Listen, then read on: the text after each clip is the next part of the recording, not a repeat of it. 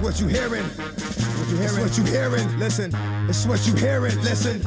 It's what you hearing. Listen. X gon' give it to you. What? Wait for you to get it on your own. X gon' deliver to you. Knock, knock. Open up the door. It's real. With the non-stop pop-out from stainless steel. Hey everybody, welcome back to the Fantasy Football X Factor podcast. I'm your host, Bobby Lamarco. Today we're diving into Week 6. It's crazy to believe that it's already been 6 weeks of the fantasy football season. Obviously it's been a couple weeks since I've been on the podcast. So welcome back everybody. Thanks for joining me again. So obviously you know how things work on this. I'm just going to be diving into each matchup, talking about players that you can find, maybe streamers, whether it's a quarterback, running back, receiver. Obviously, this week we have a couple teams on bye, so, we'll try to find players for you to plug in if you need to, or if there's any key injuries that we'll talk about as well. So let's just dive into the matchup. So the first game I'm going to be talking about today is the Browns versus the Chargers, and the key injuries here are that the Chargers are going to be down 2 starting linebackers in this game, Brown and White. This is actually good news for the passing game for RB. So for Duke Johnson and Carlos Hyde, it opens up a little more opportunities for them in the passing game, and the tight end as well. So, this is good news for Njoku. Duke Johnson, for me, is still, you can't really play him. He doesn't get enough volume. But Carlos Hyde and Njoku really get a boost for these injuries. The key injuries for the Cleveland Browns are 2 receivers. So you got Willis and Higgins are both out in this game. So the volume of targets are going to be there. There's going to be a little more volume to go around for these other receivers. Antonio Callaway we'll talk about a little bit. I personally believe this is going to be Jarvis Landry's breakout game. We'll talk about that. So let's just dive into the Browns side. So what I'll be talking about today, I kind of incorporate a lot of research into these. So a couple things I talk about, you're going to hear air yards. You're going to talk about sharp football stats, DVOA, which is basically success rates and adjusted defensive ratings versus these offenses. So, when I talk about some stuff on here, just stick with me. I'll kind of explain what I'm talking about. But right off with the Browns, the Chargers defense is a good yards after catch matchup. So that's good news for guys like Jarvis Landry who, make their hay on getting yards after the catch. Obviously, his role is different. We talked a little bit on my Browns podcast earlier in the offseason that, this isn't going to be the same old Jarvis Landry, and we're already seeing that come to fruition. The slot receivers in a Todd Haley offense get a lot more air yards and targets down the field than what Landry saw with Adam Gase. And, so typically, the Chargers this season have been vulnerable to passing touchdowns. So that's good news for Landry as well. I think he can get himself a touchdown this week. So far he's only has 1 on the season, but that's kind of the only thing holding him back. He's still getting a lot of usage, not only in the across the field, but also in the red zone. He's also getting targets in the end zone, which is good for his fantasy value. So I'm really feeling Jarvis Landry. And also, typically, the Chargers have seen a lot of negative game scripts for running backs. So when they actually have to play against running backs and get a high volume like Carlos Hyde will get, they have been susceptible to running backs. They have lucky in a lot of games to be leading, and they haven't seen a lot of volume in the run game. So we haven't seen a lot of rushing success against San Diego. But I think in this matchup, Browns are at home, especially with the injuries at linebacker, that Carlos Hyde could keep rolling in this game. I'm really feeling the Browns passing attack in this game. I think they could play very well. So according to Pro Football Focus, Landry actually has the best matchup in the slot versus King, the slot corner for the Chargers. So Landry, you got to fire him up this week. He's a must start for me in any format. But also I want to touch a little bit on Antonio Callaway. And the reason why I want to talk about Antonio Callaway is, there's no team that allows more explosive pass plays in the NFL than the San Diego Chargers. So accompanied with the injuries to Willis and Higgins and the defense they're playing against, I think he's a great wide receiver 3 this week. I think he has a boom week this week. I don't believe Casey Hayward's going to shadow anybody because Landry plays a lot in the slot, so I don't think they're going to put Hayward in the slot against him. And I also don't think they're going to follow him with Antonio Callaway. So for sharp football stats, they actually separated by 2 different things. So they separate 1-score games and then just all the games combined. So you get to see how good a team is in 1-score games. So like I touched on in my last week's post that, the Chiefs defense is actually very good in passing defense in 1-score games. And I've been saying this when I watched the film, and I kind of told people this a bunch of times, the Chiefs defense isn't bad. The reason why they look bad is because they're up big in games, and these teams were just dinking and dunking because they were in prevent defense the whole second half. So the Chiefs defense, for example, is really good. But this is cool because in sharp football stats, we get to see how good a team is success rate-wise in 1-score games. So across the board, the Browns have a good matchup against the Chargers in both passing and rushing. So I'm big on Hyde this week. I think with the losses at the linebacker position, it's a great start. You could play Baker Mayfield in 2 quarterback leagues. I'm not really excited for him as a streamer in this matchup, but I think Hyde Landry, and I think Njoku and Callaway as well. Njoku, of course, we don't need to tell you to start Njoku. The landscape at tight end is so bad that you need to play Njoku every week. On the other side of the football, the thing is this. So when I was reading through the DVOA, the Pro Football Focus, and going through all that, I started realizing that the Browns' defense is actually pretty stout. Outside of Keenan Allen, I'm not really high on the other receivers like Mike Williams in this matchup, and I'm big on the running backs. I think Austin Eckler and Melvin Gordon can have a lot of success against this defense in the passing game. So I think they're both rock solid. Obviously Melvin Gordon, but I think Eckler's a must-start flex play this week because of his ability to catch the football out of the backfield. The next matchup I'm going to talk about is the Colts versus the Jets, and there's some big injuries in this game. So for the Jets side of the football, they're going to be down Tremaine Johnson and Buster Skrine. These are two of their three starting cornerbacks in the secondary.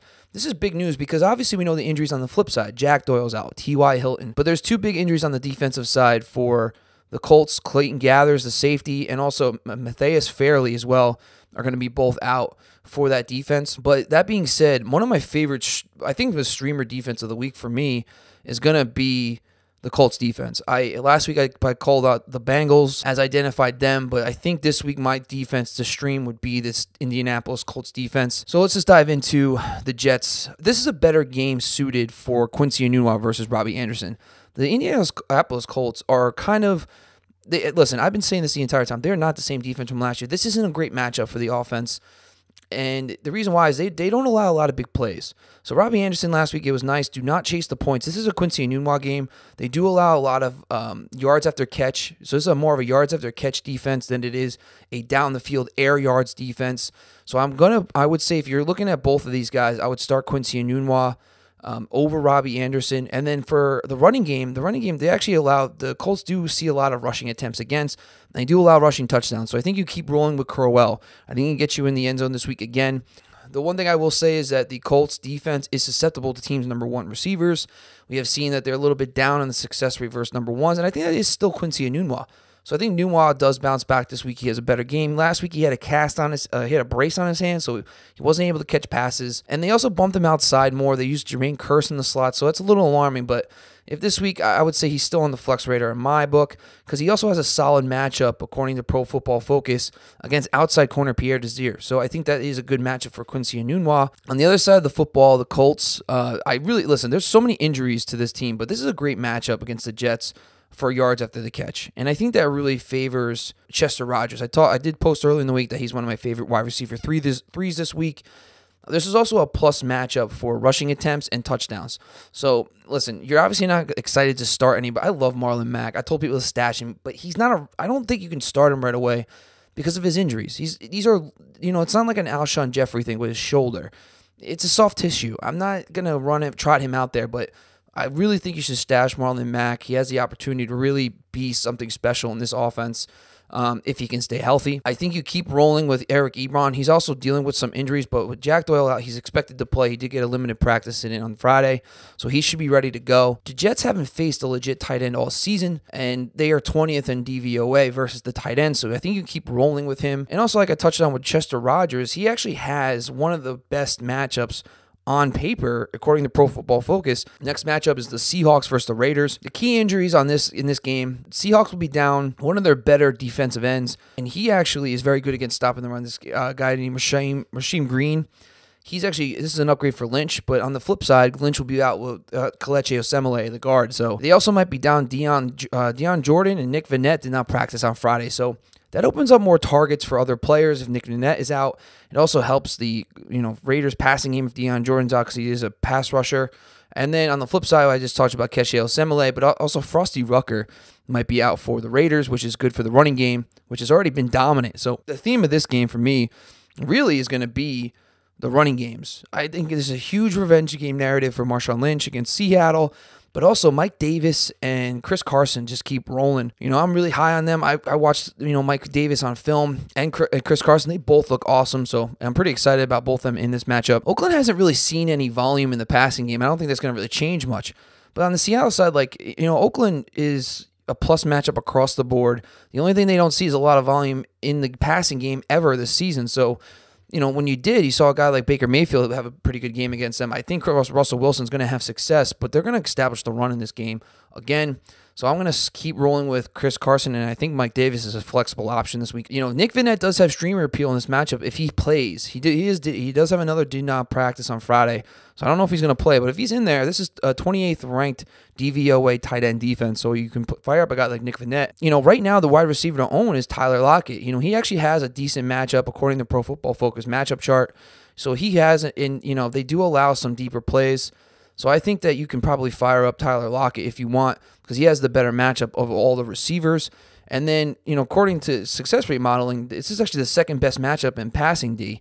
So, if the plays will be there, I think the volume won't be, but I think Russell Wilson will be able to make plays down the field against this defense. So I think Tyler Lockett is a good matchup. And I think if Nick Vannett is out, it really helps open up targets for Doug Baldwin. On the flip side, the Raiders, this is actually a down pass game matchup for the Raiders versus Seattle, according to the metrics and air yards. It's a great run game matchup. So, like I said before, this is a Marshawn Lynch game. But I think based on the modeling, you can basically beat this team in yards after catch. That favors guys like Jordy Nelson and Jared Cook over Amari Cooper.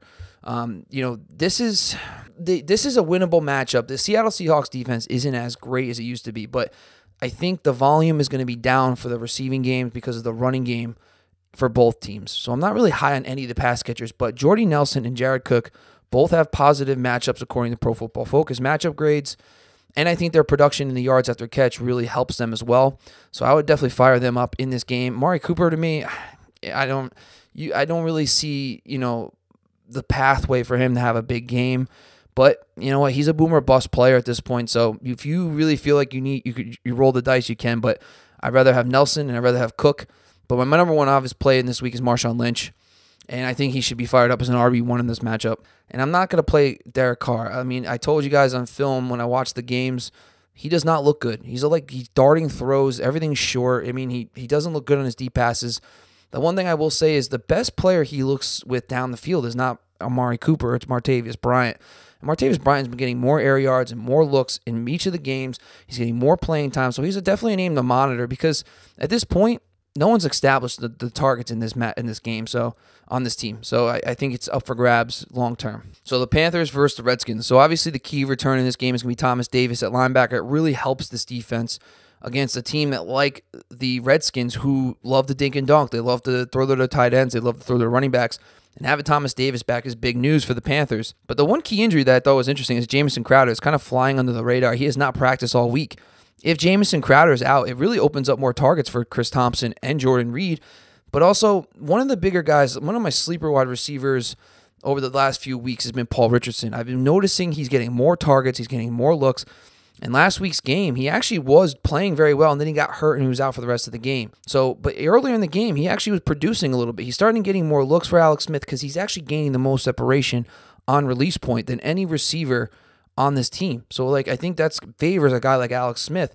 I think AP bounces back in this game. He had barely any touches against New Orleans, but New Orleans actually is one of the better run defenses in football. This is a much better matchup, and he's rested. Not only is he coming out of the bye, but he barely got any touches last week. I think he comes back this week and he bounces back because the Carolina Panthers do allow a decent amount of rushing touchdowns this season. So I just want to touch really quick on Chris Thompson. If Jamison Crowder is out, that's a big upgrade for Chris Thompson. So I think you need to monitor that. So if Crowder is out, I don't mind starting Chris Thompson either. So on the Panthers side of the football, I truly believe this is a Christian McCaffrey game across the board. The Redskins' strength is their secondary and their pass rush. Cam Newton, to me, is always going to be a play because of his rushing ability. They're running the football a lot with Cam Newton this season. But this is going to be Christian McCaffrey is going to eat them alive. They are a plus matchup in yards after the catch. They're vulnerable to pass catching RBs, and they're vulnerable on the ground in the run game. This is Christian McCaffrey all the way. To be honest with you, there's no other player I want to start. Ian Thomas and Greg Olsen, whatever's going on with that foot injury, I'm not starting Greg Olsen the first game back. Devin Funchess has got a really tough matchup on the outside versus Dunbar and against Norman. I do not want to touch that. And there's no other pass catcher in that team that I really trust because they're rotating a bunch of other guys behind Devin Funchess. And plus, Funchess, when Olsen plays, isn't very good versus when he doesn't. So the only guy I want in this matchup on the Panther side is Christian McCaffrey, and you should have him in your DFS lineups because he's going to eat them alive. I really like the running backs over the receiving core in the pass catchers. But so it's McCaffrey, it's AP, it's Jordan Reed, it's Chris Thompson, and Paul Richardson, my guys that I really am focused on in this matchup. The next matchup I want to talk about is the Bills versus the Texans. There is no key injuries in this game, so we don't have to worry about that part. But for me, this is how you attack the Bills' defense on the Texans side of the football is yards after catch. And I think this is a game that Keke Coutee is better suited for than a Will Fuller. And I really like Keke Coutee because of the fact that he has a plus matchup according to Pro Football Focus. They don't have a running game right now. So the thing is, I really do like the fact that they can't run the football. It opens up more opportunities to actually throw. And I think Keke Coutee is going to be the beneficiary of the matchup in the slot, but also this is also a solid matchup success rate wise for the wide receivers, and they also success rate for according to Sharp Football Stats. So I really like Keke Coutee behind DeAndre Hopkins. And a name to kind of monitor, I mean, this is a guy that I actually have in my best ball league, is Ryan Griffin. He gets a lot of quality targets. He's getting a lot of looks in the red zone. He's getting a lot of targets in the end zone, and he's kind of slowly creeping up into that, fringe tight end, high-end tight end 2 range because of the quality of targets. So he's a name to monitor. But in this matchup, the guy you want is Keke Coutee. On the Buffalo side, you can beat the Texans in yards after the catch. And I think this game really favors LeSean McCoy in that aspect. He actually led the team in receiving. It's not a good game for him on the ground, but I think he's able to compensate a little bit for in the passing game against the Texans. They are actually, the other way to beat the Texans is actually going to be versus the tight end. They're actually the 32nd ranked tight end defense according to DVOA. And Charles Clay has been a little bit better. He has a positive matchup against their safety. I just think that if you're looking for a dart throw tight end this week, Charles Clay could come into play because he is useful because of the matchup. The other receiving core, Kelvin Benjamin. Right now, he's getting a lot of air yards. He's getting a lot of targets. He's got a good share, but when you're watching the game, it's like they're not even in the same zip code when it comes to chemistry. The throws from Josh Allen are 50 feet over his head or just airmailed out of bounds. And it's like it looks good on paper because he's getting all these targets and air yards, but they're just not quality targets. But I think it's something you need to monitor because he is getting, if Josh Allen and him can start getting on the same page, Kelvin Benjamin could creep into that wide receiver 3 category because of the fact that he has touchdown upside as well with his size. So he's just something to monitor. This week he gets Jonathan Joseph, who has just been getting beat up in the secondary. So do I think they turn it around this quickly? No, but don't be shocked. If you're doing a dollar DFS tournament, throw in Kelvin Benjamin. He might get you a big, long touchdown in this game. This is a horrible matchup for McCoy on the ground. So it is hard. You can get away from LeSean McCoy this week. I was high on him last week, and he came through as a top 24 back, but this week, I'm off McCoy because of the running game. This isn't a good success rate model run game for him. And I also think that, he's going to make up for it a little bit in the passing game, but not enough to where you want to start him. So I would definitely sit McCoy this week as well. Next matchup, Cardinals versus Vikings. And the key injury here is the injury is to Andrew Sendejo, who's the safety for the Vikings. This is another upgrade for RSJ. And I think out of all the guys, the tight end 2s, streamers, but Andrew Sendejo's out. That's an upgrade for RSJ. I think, and the thing is too, he's kind of in the same areas like we just talked about Kelvin Benjamin. He's getting a lot of targets down the field, but they're not quality targets. They're not on target yet. I think if you're looking at starting a receiver, though, in this matchup, it's going to be Christian Kirk because he's been the most productive with Rosen. I think, Xavier Rhodes, who knows what they're going to do with him, if they're going to shadow somebody, but, Chad Williams runs most of his routes against the side that Xavier Rhodes is on and not Christian Kirk. So if they don't decide to shadow somebody with Rhodes, I think Kirk can have a decent game. But, honestly, in this matchup, you don't really need to get that desperate. There's better, Chester Rogers, for example, is a better guy to grab than a Christian Kirk. But it's just a name to monitor. So for David Johnson, the saving grace is that he could have success in the passing game versus this Vikings defense if they finally start. I have David Johnson in 2 leagues. It's tough. He looks great. The offensive scheme is horrible. They literally ram him into the middle of the offensive line about 90% of his carries. It is one of the most unbelievable. They only gave him probably 2 to 3 pitches in space for him to go make a play, and he got big gains out of that. It's incredible that this guy's an NFL. Mike McCoy. It's just he's had some great rushing games in his career. Back in Denver with Noshawn Moreno, and then he had some good years with Ryan Matthews and Danny Woodhead, and it's just like, what is he doing? I don't get it. You can't get away from David Johnson. I was debating on sending him for Mike Davis, but over the last few weeks, they're using David Johnson as a bell cow again. In the first couple of weeks, they were taking him out a lot in passing downs. So unfortunately, you can't get away from a guy like David Johnson because he is a true bell cow. And I think he does have some success in this game because, they are vulnerable against pass catching RBs. On the Vikings side of the football, it's kind of standard. So I guess we could talk a little bit about Dalvin Cook. This game, Dalvin Cook would be my number one rated running back if he was healthy. I mean, this is a fantastic matchup for running backs, and not only just because of the fact that the Cardinals give up the most points to running backs, but it's also in success rate modeling and also against pass catching and also the yards after the catch. This is a yak defense, so you got to beat them like we saw in week 1 against the Redskins. Chris Thompson eat them alive.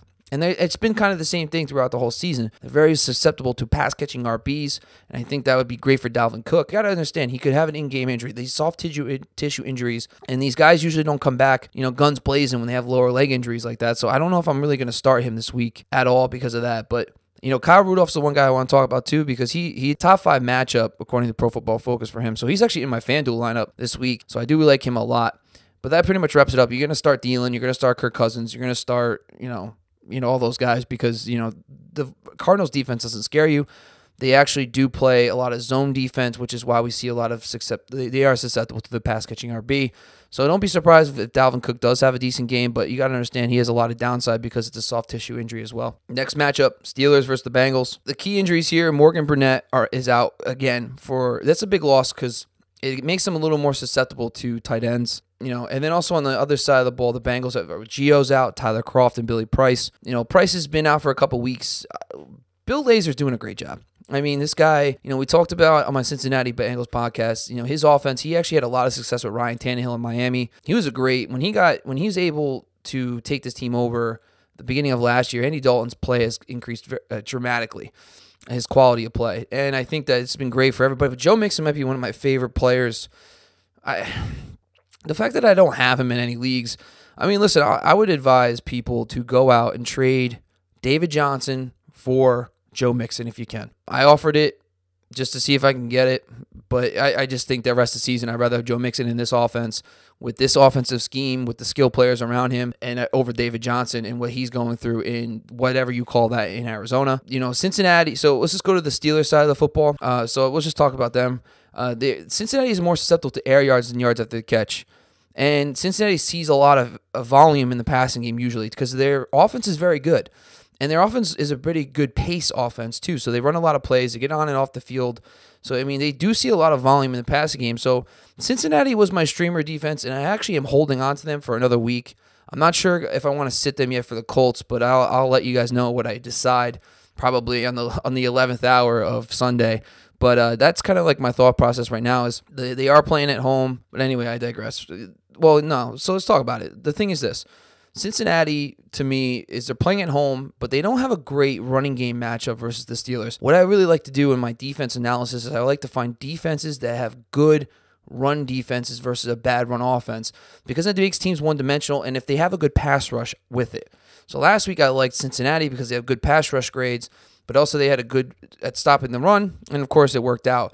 This week that kind of favors more of the Indianapolis Colts than it does the Bengals because the running game matchup isn't as good for the Bengals this week against the Steelers. Let's talk a little bit about the Steelers. So on the Steelers side of the football, Cincinnati is more susceptible to air yards than yards after the catch. And that favors obviously Juju, that favors Juju and Antonio Brown. But, Brown doesn't have a lot of success against the Cincinnati Bengals. This is the team that plays him the best. So I would avoid him in DFS, but, keep rolling him out there season long. Juju Smith-Schuster should be in your DFS lineup this week. I think he has a big week in this game. And I also think that James Conner, across the board, he has a pretty solid run game matchup as well against the Cincinnati run D. The one guy I do want to talk about is Vance McDonald. Last week, guys, everyone was excited. He's playing against, and I was excited. I thought he's a yards after catch guy. Atlanta allows a lot of yards after the catch. Well, the problem is he got game scripted out. He didn't run a lot of routes last week because they actually had the lead at home. They ran the football a decent amount. This week they're on the road against Cincinnati. I think this is a bounce back week for Vance McDonald. And I think a lot of people are off Vance McDonald because of what happened. And now he's on waiver wires again. So if you need a tight end this week, see if Vance McDonald was dropped because he had a down week.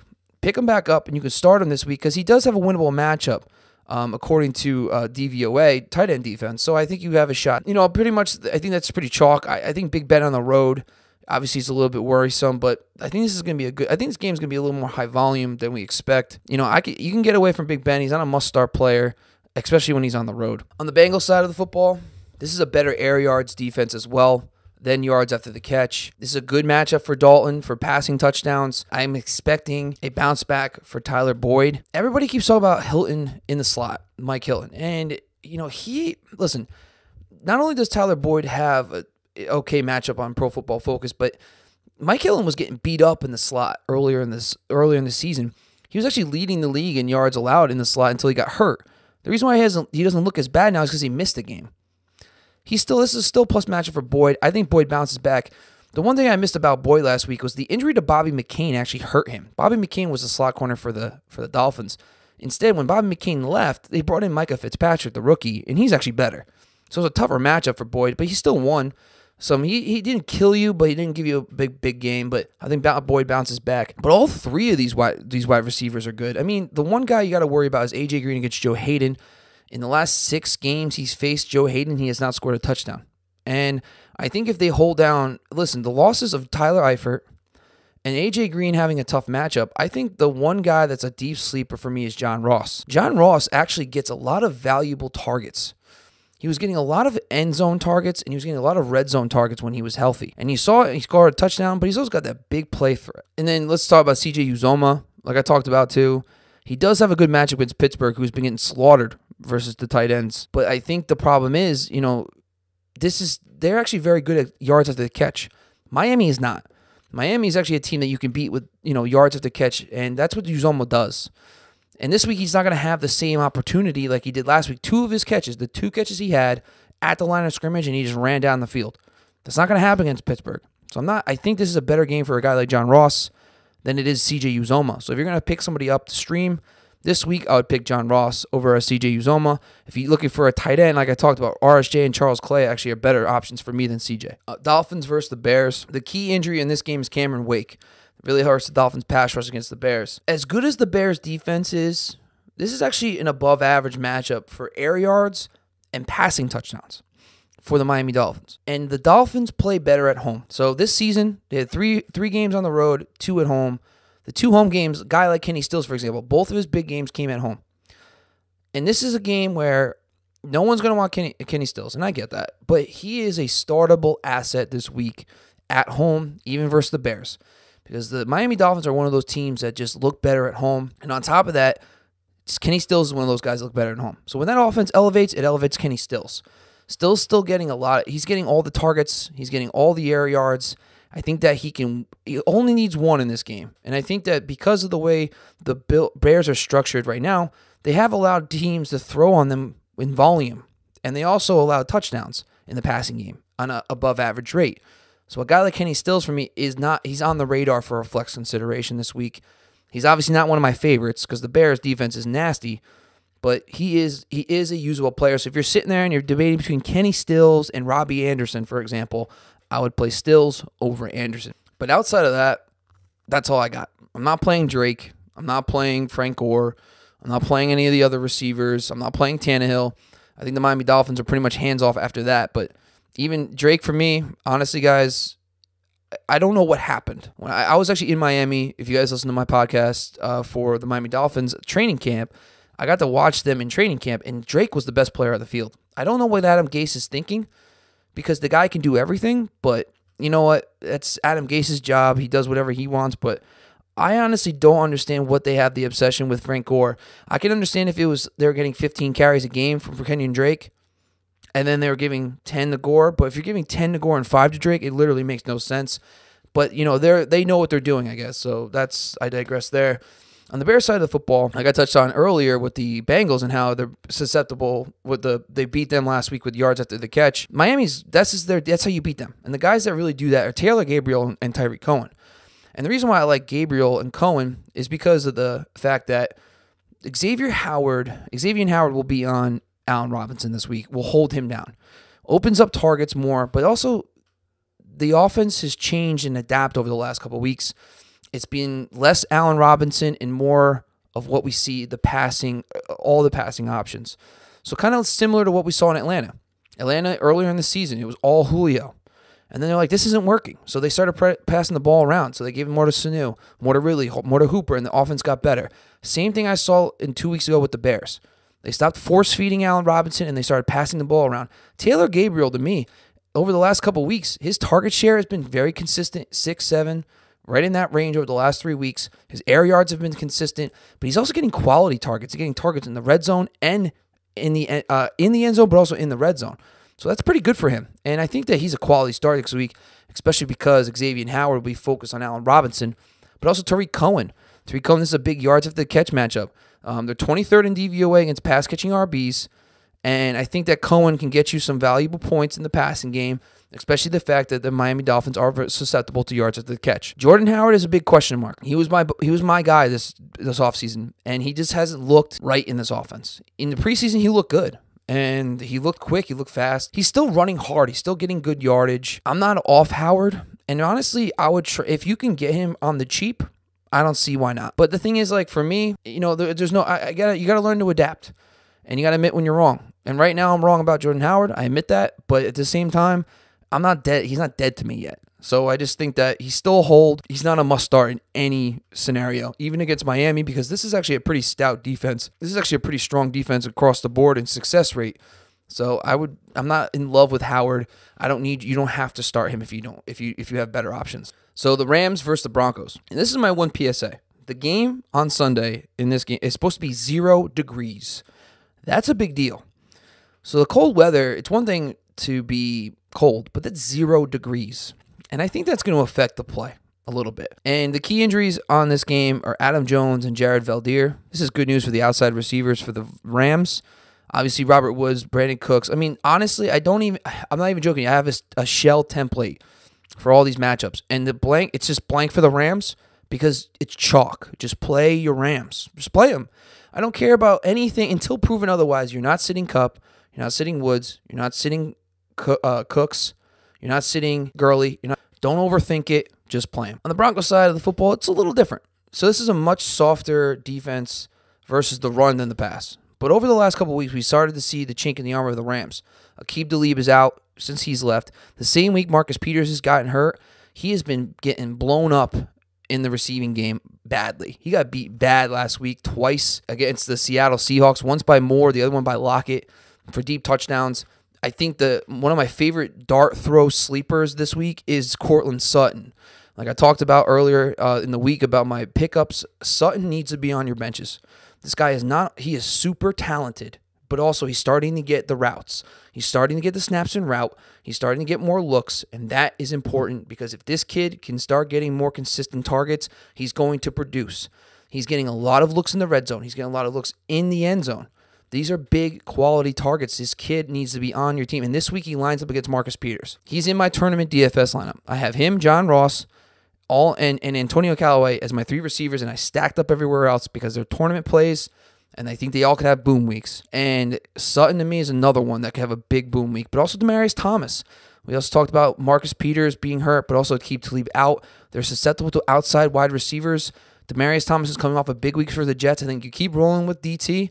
The one guy I'm a little worried about is Emmanuel Sanders. The LA has been great against slot receivers all season, and I think that if you're going to beat them, it's going to be on the outside, but also in the run game. I mean, we saw last week Mike Davis. We saw with Chris Carson. They dominated this game.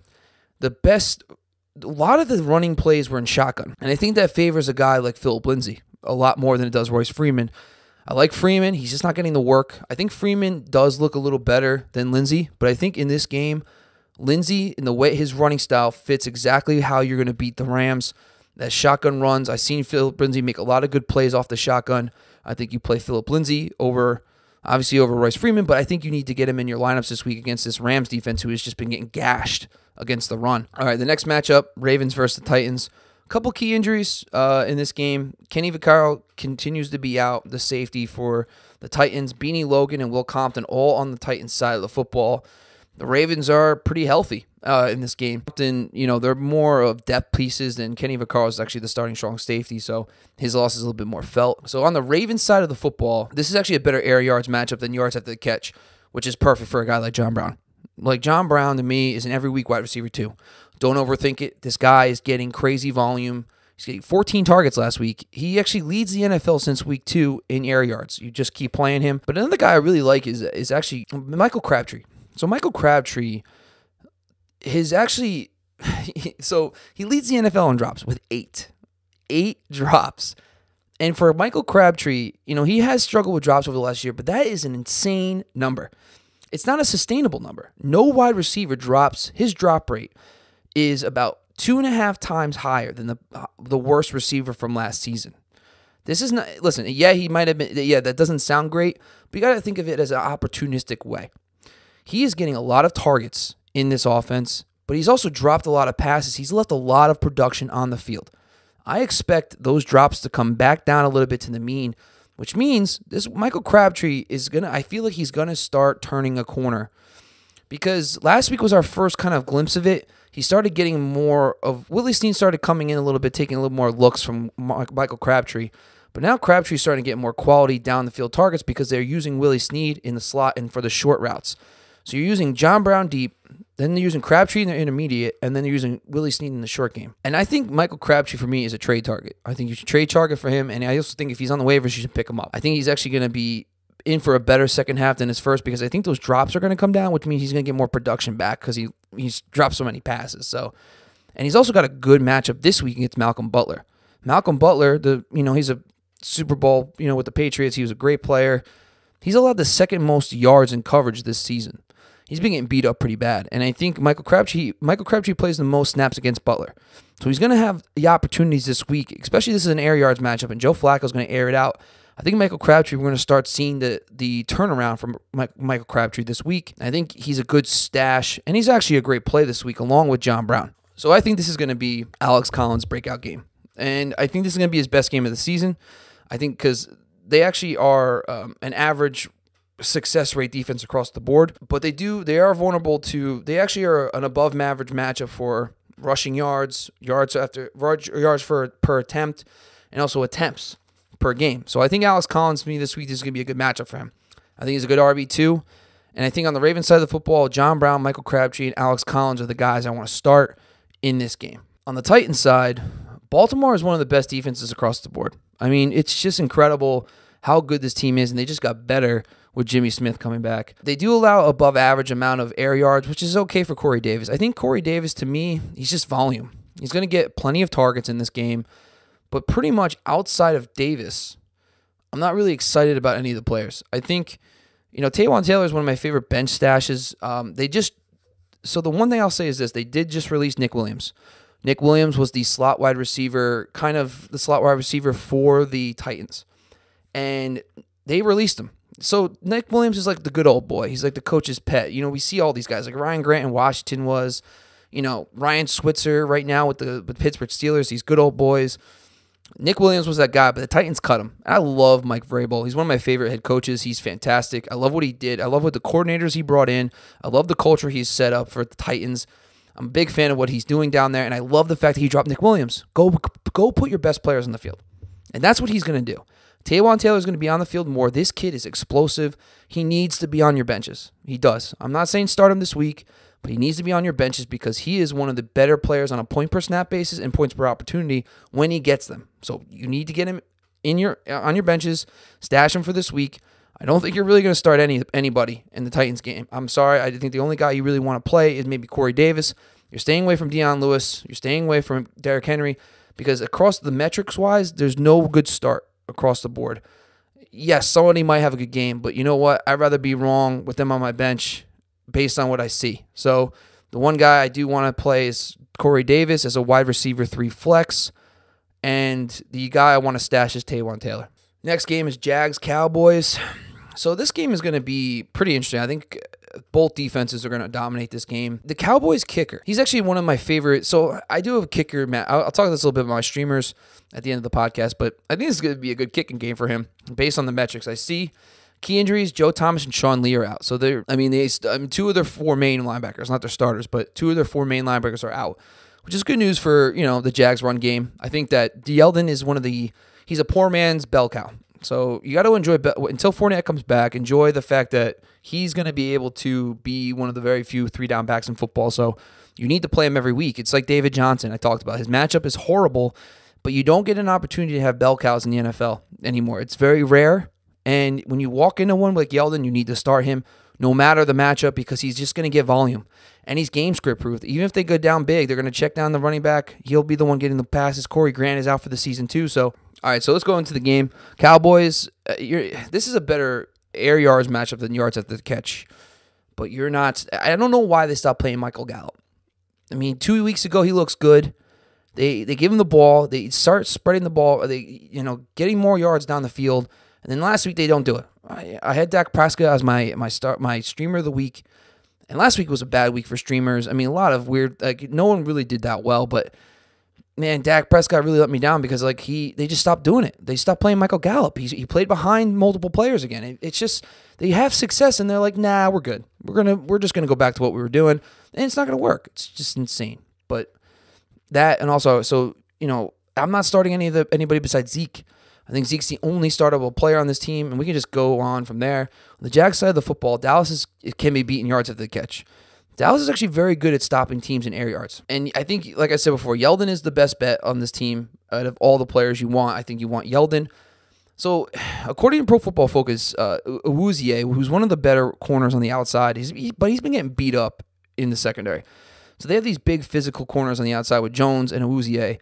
And, people talk about all the time that you should avoid him. But the thing is, Awuzie on the one side is allowed the fourth most yards in the NFL. So it's a matchup to attack. And he plays most of his routes are going to go against Dante Moncrief. And Moncrief has been the number one receiver on this team. I know Keelan Cole is the flashy name, but Dante Moncrief is the best receiver to have in fantasy. And he has a winnable matchup in this game against Awuzie, who's been getting beat up this season. So I think that you can start Dante Moncrief as a wide receiver 3, but the matchup favors more of Dede Westbrook because the yards is their catch matchup. But if I'm going to take my bet with a Jags wide receiver, it's going to be Moncrief because he's getting the targets. He's leading the team in air yards, receiving yards, red zone targets, across the board. So what are we doing here? Stop with the Keelan Cole stuff. It's Dante Moncrief. Unfortunately, it's not what we want.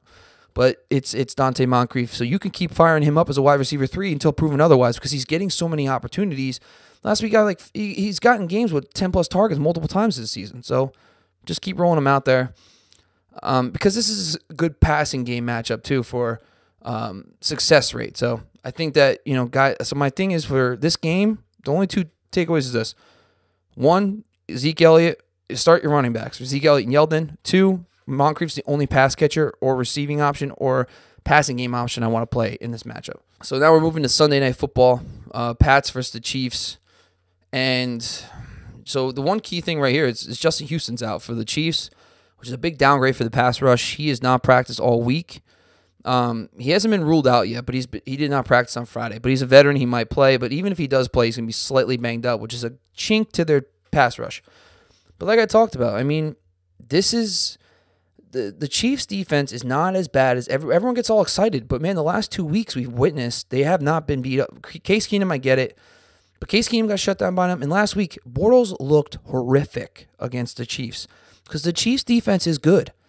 They're not as bad as everyone makes it sound. Every time the Chiefs' defense, the reason why they let up so many yards is because they are killing people and they're winning by multiple touchdowns and they're in prevent defense for pretty much the second half. That's the only reason why. They like I said last week, they were 6th in the NFL in passing success rate defense in one-score games. So this game to me is interesting because I don't think this is a bad matchup, a good matchup for Tom Brady. I don't think it's, but the thing is for me, I'm trying to be smart. Sometimes it's more than just analytics, and it's you got to look at what you see on the film. And what I see on film is that Tom Brady is in the zone with these guys. He's going to have every weapon at his disposal, and I'm going to pick Tom Brady over the Chiefs defense. Even though I do believe that Chiefs defense is not as bad. It's just Josh Gordon, Rob Gronkowski, Hogan, Edelman, White, Michelle. That's enough. They're not going to stop all those guys. The thing is that for me, this is going to be a fun one to watch. It's going to be great for Sunday Night Football. So let's just talk about the Pats. So it's a big tight end running back matchup. I think James White, again, which breaks my heart. I traded James White because I was expecting it to be normal. I thought the Pats were going to be the normal Pats, and it was going to be Burkhead and Michelle, and then White sprinkled in. And then, of course, Burkhead gets hurt right after I trade White, and now it's been White the White show. It could be forever. But, I mean, I'm not as excited for White the rest of the season because I think Edelman starts taking a little bit more of those underneath routes away from White. But you got to keep rolling them. In this matchup, especially, you roll out White and you roll out, of course, Gronk. Of the receiving core, I think Julian Edelman is my favorite of all of them. He has the best matchup against Kyle Fuller in the slot. He allows a quarterback rating of 113 on the season versus him. So I think Edelman's going to eat in this matchup. He also allows the 5th most yards after the catch on the season. So Edelman is definitely a great wide receiver too this week. This is actually, like I said, this is the second toughest passing game matchup in one-score games. They actually even got better. So after I redid all the stats for the week, they're second best in one-score games. But like I said, I'm taking Brady over the Chiefs D, but just don't. This is not what everyone thinks. It's not going to be a cakewalk. If Justin Houston doesn't play, it's great news for Brady. But if Justin Houston does play and he looks good, they're going to get a pass rush on him. This is not going to be a cakewalk, but I think this is going to be getting the ball out of Brady's hands quick. They're going to use a lot of Edelman, White, and then Gronkowski. On the Chiefs side of the football, this should be a good volume game for Mahomes. I think this is a good matchup for him in air yards. He's going to be able to throw the ball downfield against his team. I think... So Tyreek Hill is so unique in the way he's used, and I don't think they can shadow Gilmore on Tyreek Hill. I think Gilmore is more suited to shadow a guy like Sammy Watkins. I mean, this is just a complete guess because the guys that he shadows are like Hopkins, Moncrief, and Marvin Jones. These are big, outside, mainly receivers. Tyreek Hill is not that. He's just smaller. He moves inside and out. So I could see them using Gilmore to shut out Watkins and then doubling Hill. So I think this is a good matchup for number one wide receivers. I think if Hill can have a good game against this team, I think that they're going to take away, using Gilmore on Watkins. And then, it'll be interesting to see. See, the more I think about it, it's funny because I'm thinking about everything I've watched. So the Texans game comes to mind a lot and how they stopped Deshaun Watson. And what they did essentially is they dared him to run. And they say, all right, Lamar Miller, go ahead. You try to beat us, but we're not going to let you guys beat us deep. And I kind of think they're going to use the same exact formula against the Chiefs. I think that it was a good formula. They're going to maybe let Kareem Hunt run on them a little bit. And then they're going to say, you can't beat us deep. You're going to have to nickel and dime your way down the field. And then we're going to clamp up in the red zone. And I think that's the best way to beat the Chiefs. And you don't let them have the big plays. And I think that you just, Kareem Hunt can beat you, but I think Pat Mahomes can blow you out. So I think that is probably the strategy they take in this game. I mean, this is just my wheels spinning. And I think that in this matchup that, you're obviously going to start your studs. But it's just something, food for thought, I guess. But I think this is kind of, interesting because the Pats already is one of the toughest defenses against explosive plays. So the last game on the docket is 49ers versus the Packers. And the key injuries on this game is actually not injuries to returns, is Cobb and Allison should be back for this game. And I think what they're going to do in this, so what they typically did when the Packers played against Seattle back in the day, what they did is they took their best receiver and they put him on the other side of the football, of the field, away from Richard Sherman. I think that's what they're going to do with Adams. I think Devontae Adams will probably see maybe 10% of his snaps on the side that Richard Sherman is. And that means he'll be going up against Witherspoon, who has just been getting murdered in the season in coverage. And I think Devontae Adams eats them alive in this game. I think it's a big Devontae Adams game. And I think that the problem is that means Allison will be running most of his routes against Sherman, and he's not usable this week. I don't think you could use Allison, and I don't think you want to use Cobb. I think this is a better game for a guy like Jimmy Graham, and I think it's a better game for Devontae Adams. I think Adams is going to have the big game. I think Jimmy Graham is going to have a usable game as well. I think Allison's the one you have to stay away from. And the running backs, listen, it's a carousel. I think the only guy that should be on your bench is Aaron Jones. I think the other two can be dropped completely. I think that, maybe Aaron Jones at some point, because we did hear in the offseason that beat writers kept saying, Aaron Jones might become the guy someday. But at this point, until proven otherwise, this is a complete RBBC. All right, let's talk about the 49ers. So the 49ers, for me, guys, it comes down. So the Packers at home could blow them out. And Alfred Morris is not game script proof. He has been used a little more in the passing game, but this is Alfred Morris is a very good game. This is a good run game matchup. They're 26 in DVOA against the run versus 10 against the pass. And I think, with the injuries to Trent Taylor is going to be hurt. Garcon's got an injury, and Goodwin might be coming back from injury. They're just banged up. I think George Kittle is the only guy you can use in the passing game. But I think the only thing that worries me about Alfred Morris is that I don't know how many opportunities he might get because of the fact that this could go bad. But I think the good news is that the Packers do allow above a decent amount of rushing touchdowns this season. They're vulnerable to that. So Alfred Morris could get in the end zone, but he's also going to look good. I think Alfred Morris is going to look great in this game. Even if he gets you 10 touches, he's going to look good on him. I think he's looked good all year. So I think that you're going to be okay with Alfred Morris. But I think you can fire him up. I think they're going to be able to move the football a little bit early in the game. And before things get out of hand, I think Alfred Morris is going to be the main guy. So that pretty much wraps up week 6, guys. I just want to thank you again for following me on FFX Factor on Instagram and Twitter. Don't forget to subscribe to my YouTube channel, Fantasy Football X Factor. Thanks for joining, guys. You have a great night, all right? It's what you hearing. It's what you hearing. Listen. It's what you hearing. Listen. It's what you hearing. Listen.